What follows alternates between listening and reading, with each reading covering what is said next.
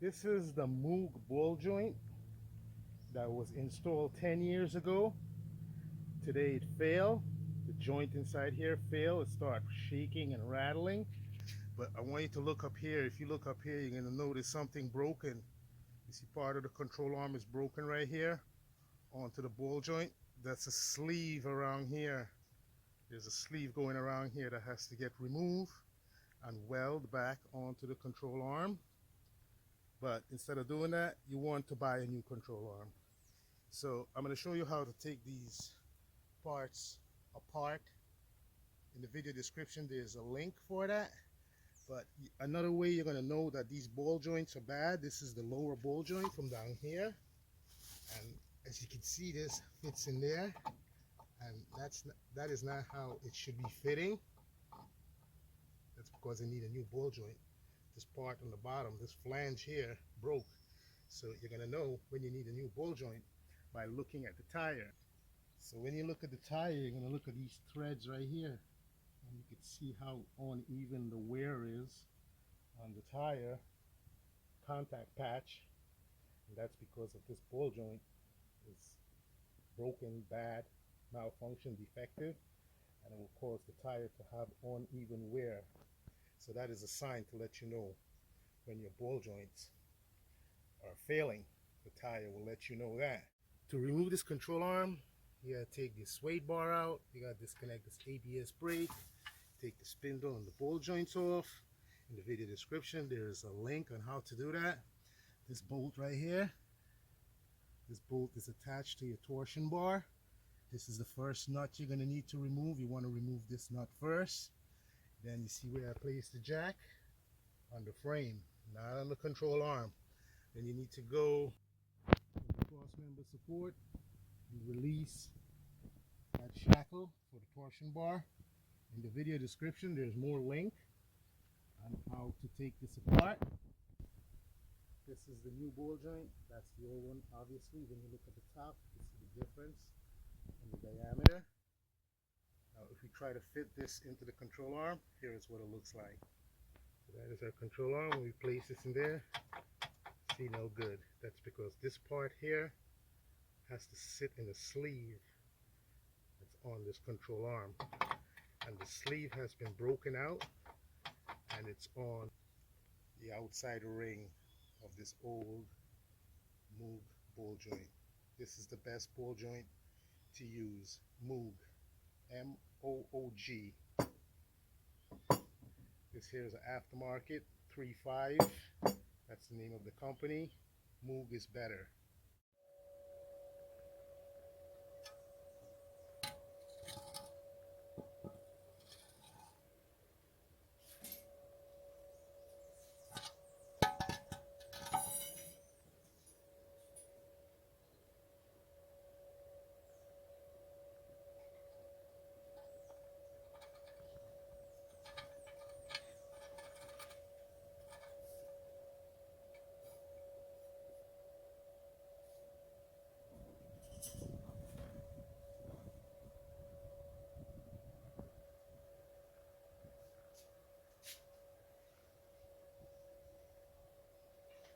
What was I saying?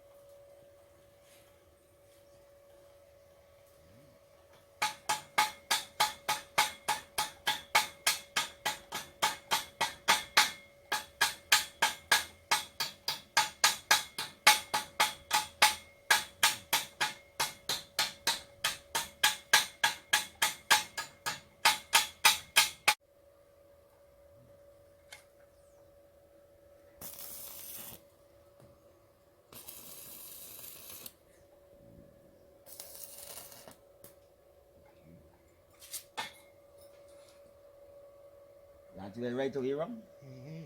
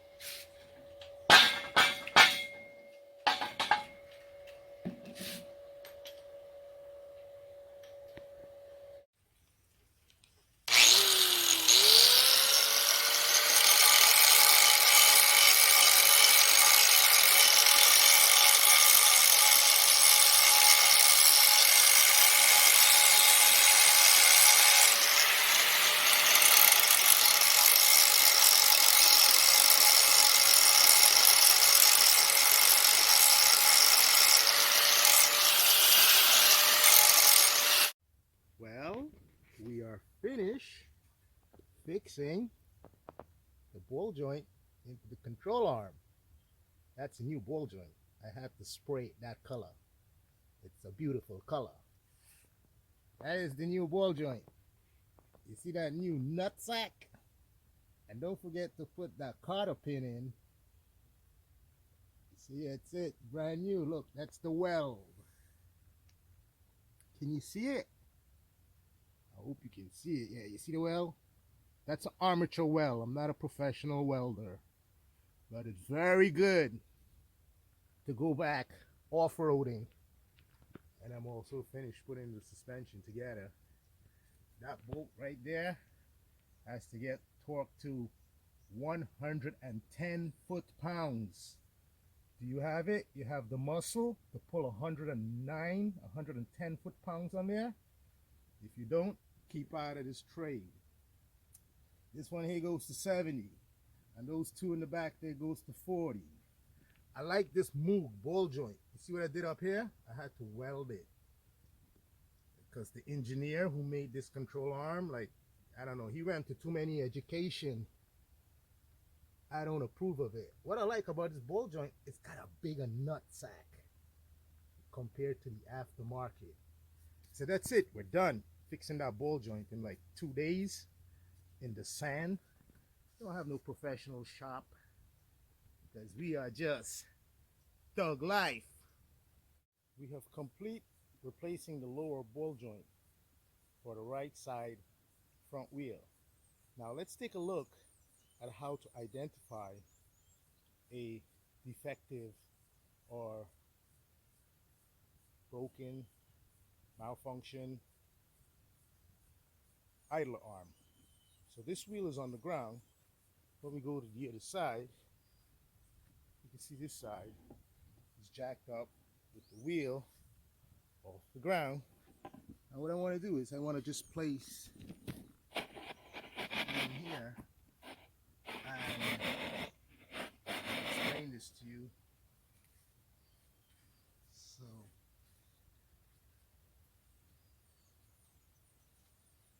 you first have to get to see it to understand. So let me get the camera focused in on there.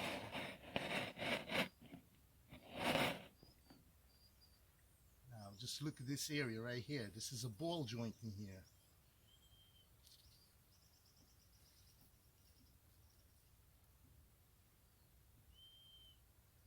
So you can see that's a most damaged or worn out ball joint in the center link, also known as a drag link.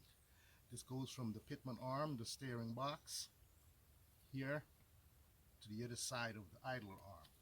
So let's take another look at that movement again. With the driver's side wheel jacked off the ground, we're going to hold the position of the front of the wheel and the rear of the wheel and move it in and out.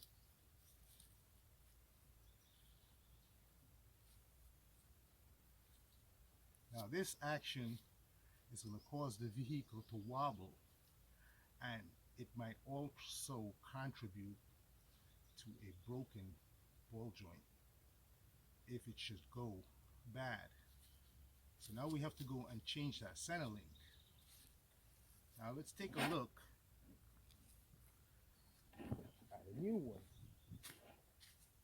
So this is the ball joint side. This will attach to where you just saw, right here. And this side goes to the center link. I should say the idle arm on the passenger side. This is not a ball joint. When you lift it up, you see in there. This is like pressed machine fit in there. This side has a flex to it, like a normal ball joint. So it's always good to try to get this rubber off and see if you can pack some extra grease in there so the joint could endure for longer periods of time. When working on the vehicle, never rely on that jack for supporting it while working under it. Always make sure you have jack stands seated onto the vehicle, or the vehicle seated onto jack stands before you can start working on it.